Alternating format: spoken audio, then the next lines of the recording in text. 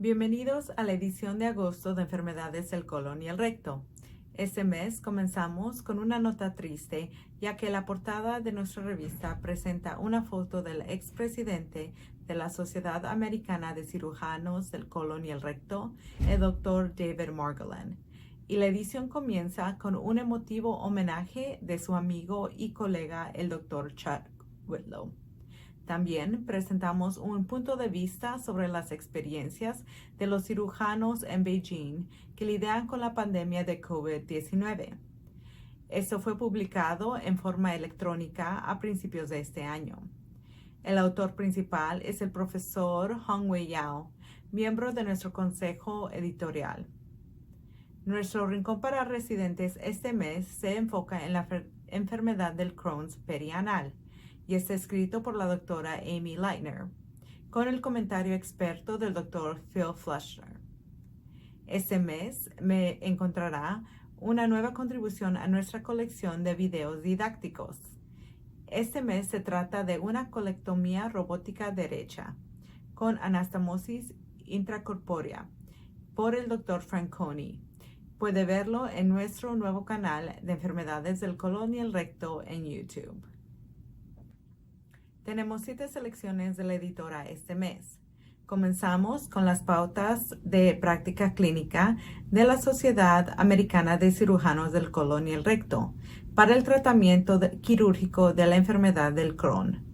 Esta guía actualizada de nuestro comité de guías de práctica clínica tiene como autora principal a la doctora Amy Leitner. También importante, los coautores incluyen a 3 gastroenterólogos muy eminentes, los doctores Shaw, Mahadevan y Kane. Estas pautas son actualizadas desde la última vez que se lanzaron en el 2015.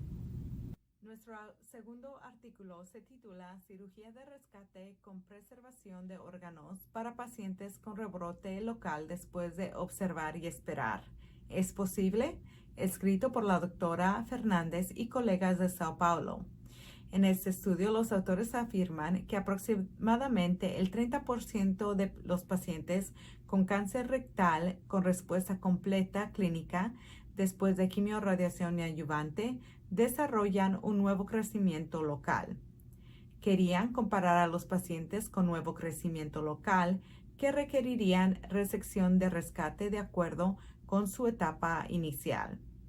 Observaron a 73 pacientes consecutivos con cáncer rectal que fueron inicialmente controlados por el método de observar y esperar, de un total de 257 pacientes de 2 instituciones.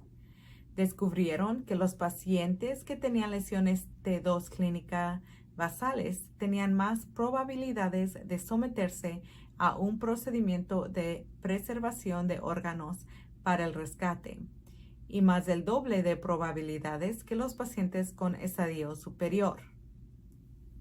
Descubrieron que todos los pacientes con cánceres rectales clínicos T2 basales tenían una etapa patológica similar en el momento de la recurrencia. Esos pacientes tenían más probabilidades de continuar en la vía de preservación de órganos después del nuevo crecimiento local, a través de una excisión transanal en comparación con los pacientes con lesiones clínicas T3 o T4. Y a pesar de las diferencias en el uso de la resección radical de rescate, no hubo diferencias en el resultado oncológico. Nuestros siguientes 2 artículos se centran en el uso de opioides en la cirugía colorectal. Hay un editorial principal que acompaña a estos 2 artículos y el título de este editorial es Administración de opioides en cirugía colorectal y es escrito por los doctores Harbaugh y Brummett de la Universidad de Michigan. Con el primero de estos artículos se titula La prescripción preoperatoria de opioides está asociada con complicaciones mayores en pacientes con enfermedad del Crohn que se someten a resección ileocólica electiva. Es escrito por el Dr. O'Brien y sus colegas de la Universidad de Louisville. En este artículo, los autores querían identificar si la prescripción de opioides preoperatoria se asociaba con resultados adversos postoperatorios en pacientes con enfermedad del Crohn sometidos a resección ileocólica electiva. Los autores utilizaron la base de datos de informes electrónicos de prescripción AllSchedule de Kentucky, así como otras bases de datos electrónicas de estados contiguos. Determinaron que 51 de 118 pacientes de Crohn sometidos a resección ileocólica electiva se les había recetado opioides dentro de los 6 meses previos a la operación. Y utilizando un análisis multivariable, encontraron que la prescripción de opioides preoperatoria era un factor de riesgo significativo para una complicación mayor después de la operación, y la prescripción de opioides preoperatoria también se asociaba con una mayor duración de la estadía hospitalaria y era un factor de riesgo para el reingreso. Nuestro próximo artículo se titula Prescripciones de opioides después de una hemorroidectomía, escrita por la doctora Liu y sus colegas de Boston, Massachusetts y Bethesda, Maryland. En este estudio, los autores querían investigar los patrones de prescripción de opioides e identificar el factor asociado con el repuesto de opioides después de la hemorroidectomía. Utilizando el repositorio de los datos del Sistema de Salud Militar y Defensa durante un periodo de 8 años. Incluyeron pacientes sin tratamiento previo con opioides inscritos en el sistema del seguro TRICARE, que se habían sometido a una hemorroidectomía quirúrgica. Analizaron a más de 6,000 pacientes y descubrieron que el 88% de ellos habían completado una receta inicial de opioides, con un suministro promedio de 5 días. Descubrieron que había varios factores que estaban asociados con una mayor probabilidad de una recarga de opioides, incluyendo factores raciales, antecedentes de abuso de sustancias y duración de la prescripción de opioides de índice. La selección de la editora se titula El esfínter intestinal artificial en el tratamiento de la incontinencia fecal, complicaciones a largo plazo, escrito por el Dr. Vanderwilt y sus colegas de Maastricht, Países Bajos. Tiene un editorial principal acompañante del Dr. Paul Leher y sus colegas. El editorial se titula Esfínteres artificiales para tratar la incontinencia fecal severa, actualmente en estancamiento.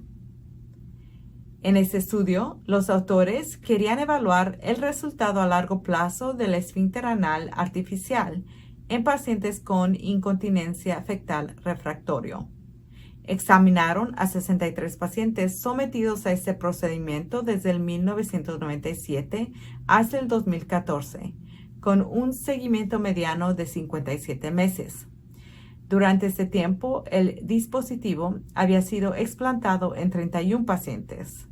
Los pacientes se habían sometido a 101 reoperaciones y a los 5 años de seguimiento, el 80% de la cohorte había experimentado una complicación que requeriría cirugía. En general, el 35% de los pacientes había restaurado la continencia. Nuestra última selección de la editora se titula Medidas de resultado informadas por el paciente en cirugía del colon y el recto, una revisión sistemática y evaluación de calidad, escrito por el Dr. Hawkins y sus colegas de Nashville, Tennessee.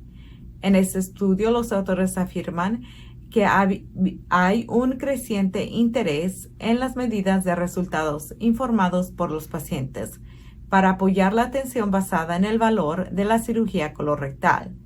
Utilizaron 3 bases de datos principales para buscar estudios utilizando medidas de resultado del informe del paciente en el contexto de la cirugía colorectal, Querían evaluar su uso y básicamente evaluar la calidad de estas medidas de resultado informados por los pacientes. Identificaron a 165 medidas distintas de resultados informados por los pacientes. 30 de ellos se usaron 5 veces o más y por lo general se consideraron de alta calidad. Sin embargo, las debilidades notables incluyeron el manejo de los datos faltantes, así como la descripción del nivel de alfabetización. Tenemos mucho más contenido bueno este mes en la edición de agosto y esperamos verlos el próximo mes. Gracias por su atención.